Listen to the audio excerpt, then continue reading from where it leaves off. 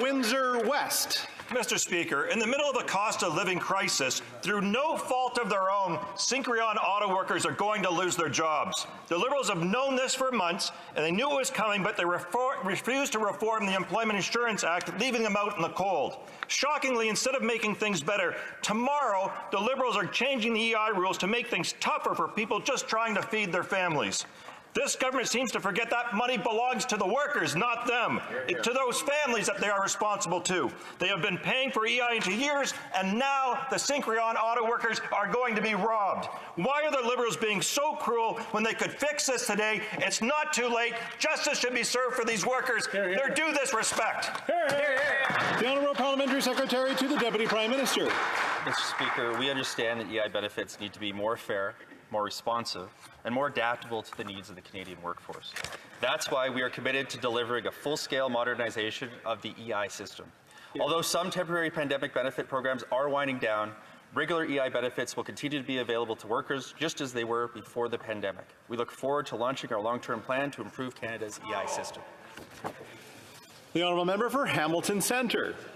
When the Canadian Labour Congress met with the Bank of Canada this week, the CLC warned them that when rapidly rising interest rates, everyday people pay the real cost of inflation, with job losses and mortgages and personal loan payments jumping hundreds of dollars overnight. And what's the Bank of Canada's response? With the economy on the brink of a recession, they continue attacking workers by encouraging companies to drive their wages down. And it's disgusting. Does this Liberal government agree with the Bank of Canada's call to drive up unemployment while pushing down people's wages, or will they join the New Democrats in the CLC by actually standing up for workers in Canada? The Honourable Parliamentary Secretary to the Deputy Prime Minister. We all know that the Bank of Canada is an independent institution, has operated that way for more than a generation. We also know that it's a tough time for Canadians, which is why we have created a comprehensive affordability plan. Members of this House will have a real opportunity this fall to make life more affordable for Canadians by doubling the GST benefit for 11 million households, by providing a housing benefit for the renters that need it the most, and by providing dental care to young children so they can get their teeth fixed. Paid Mr. Zerdumis, a veteran, incorrectly and is now demanding that money back. Not only is Veterans Affairs Canada trying to make Mr. Zerdumis pay for their mistake, they're putting the onus on him to navigate the bureaucracy of CRA. When he reached out for help from VAC, they wouldn't even return his calls.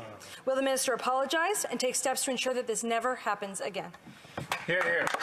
The Honourable Parliamentary Secretary to the Government House Leader. Yes, thank you, Mr. Speaker. I can assure the member that issues surrounding our veterans, as someone that has actually walked in parades of World War II and World War I veterans, understanding the true commitment that our veterans have given and the commitment that our minister responsible for veterans provides to our seniors, I can assure the member that this is a file that is in fact being reviewed and looked at, and we're not in a position where we'll talk about individual cases on the floor of the House of Commons. The Honourable Member for Nunavut.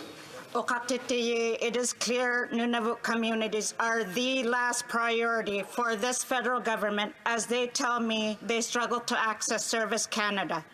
When Nunavut attempt to call Service Canada, they are expected to wait, speak with a different language, or have their phone call dropped.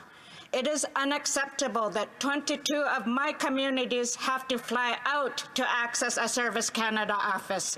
When will this federal government finally ensure Nunavut communities have any access to basic services they deserve? Hear, hear. The Honourable Parliamentary Secretary.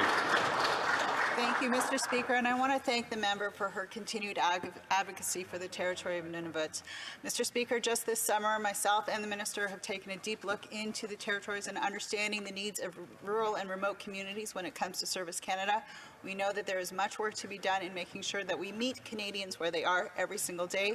That's why pilot programs like the Reaching All Canadians project is doing exactly that, to meet Canadians and their needs, to make sure they get the services and benefits they deserve. Thank you, Mr. Speaker. Neil Burney. Mr. Speaker, every day 10 Canadians die by suicide and 21 more to overdose. Canada was already facing a mental health crisis.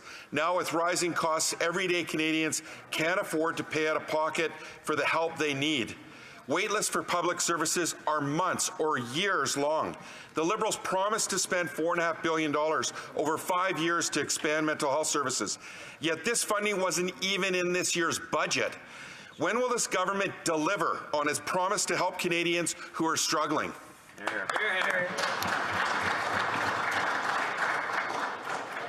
The Honourable Parliamentary Secretary. Merci, Monsieur le Président. Je remercie mon collègue. Thank you, Mr. Speaker, and I'd like to thank my colleague for his question.